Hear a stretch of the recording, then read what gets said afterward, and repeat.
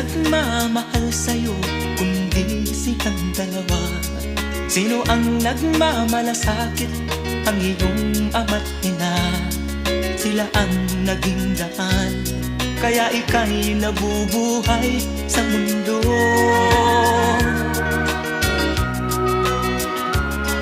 Ano man ang mangyari, hindi sila magbabago. Ang mga magulang mo'y laging nagmamahal sa'yo. Kahit na nasasaktan, kahit na sila'y di mo pinapansin.